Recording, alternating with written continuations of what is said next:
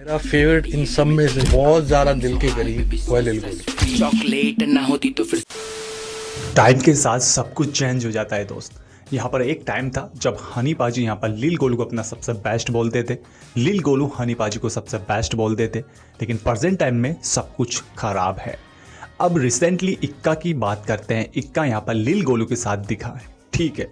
1-1.5 साल से लिल गोलू के साथ इक्का बिल्कुल भी दिखाई नहीं दिया, कहीं पर भी स्टोरी में नहीं, कहीं पर भी साथ में नहीं। लेकिन रिसेंटली साथ में है। जब हनी पाजी ने इक्का को अनफॉलो किया, यहाँ पर लिल को अनफॉलो किया, लिल ने हनी पाजी को अनफॉलो किया, उसके बाद यहाँ पर इक्का लिल गोलू साथ दिखाई दी। समझ रहे हो सारी कहानी चल रही है पर्दे के पीछे। मदारी कोई और है, बंदर कोई और है। लिल को नचाया जा रहा है। किन लोगों द्वारा नचाया जा रहा है आप लोग अच्छे से समझते, समझदार के लिए इशारा ही काफी। इसी बीच इक्का यहाँ पर हनी पाजी को इनडायरेक्टली ट्रोल करते हैं, बोलते हैं आर्ट समझ में नहीं आता।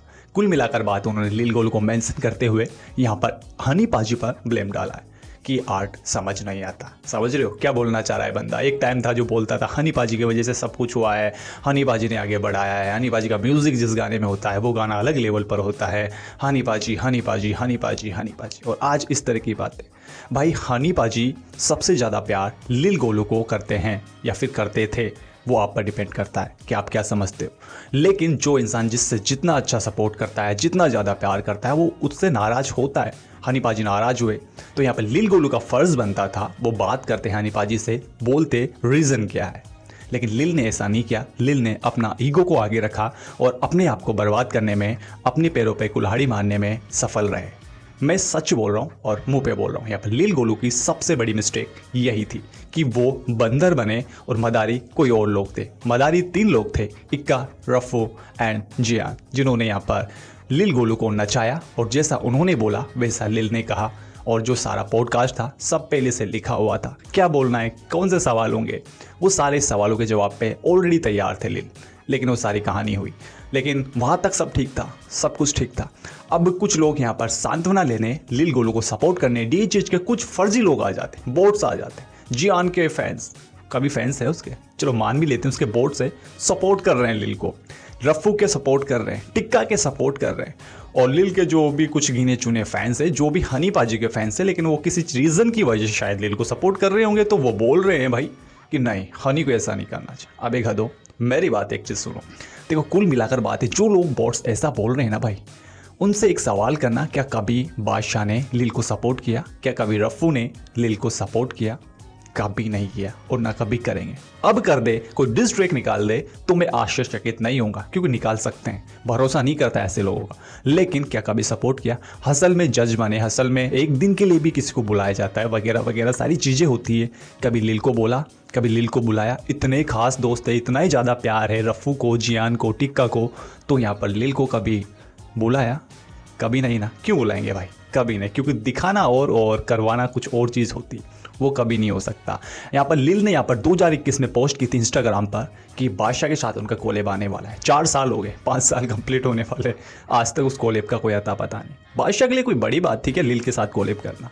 नहीं किया ना उस बंदे ने। क्यों नहीं किया? क्योंकि वो नहीं चाहता लिल को सपोर्ट करना। लेकिन लिल के फैंस जो नहीं है, लेकिन फिर भी मैं बोलता हूँ, वो नहीं समझेंगे और ना ही लिल भाई इस चीज़ को समझ पा रहे। वो लोग नचा रहे हैं, ये बंदा नाच रहा है, मदारी कोई और, बंदर कोई और। अब मैं एक और बात आपको बता देता हूँ, आने वाले समय में ज़्यादा टाइम नहीं, 1-2 महीने के अंदर ही यहाँ पर लिल और इक्का का कोलेब आ सकता है। और उस कोलेब के अंदर, उस वीडियो सॉन्ग के अंदर वो हनी पाजी को टीज कर सकते हैं, डिस कर सकते हैं। मैं इस बात से बिल्कुल भी आश्चर्यचकित नहीं होऊंगा, क्योंकि वो लोग ये करेंगे ही करेंगे, क्योंकि उनको अपना करियर ऊपर उठाना है। और वो ऊपर तभी उठ सकता है तब वो हनी पाजी का नाम लेंगे, हनी पाजी को डिस करेंगे, हनी पाजी को ब्लेम करेंगे, क्योंकि उनको पता है कि हनी सिंह का नाम जहाँ पर ले लिया वो गाना अपने आप उठ जाता है। रफ़ू 10 सालों से यही कर रहा है, जियान भी 10 सालों से यही कर रहा है। उनकी सेम स्ट्रेटजी यहाँ पर ये दोनों अपनाने वाले हैं, तो ये चीज़ होने वाली। मैं तो एक ही बात अब बोलना चाहूँगा, लिल आपको यूज़ किया जा रहा है और आप यूज़ हो रहे हैं उन लोगों द्वारा।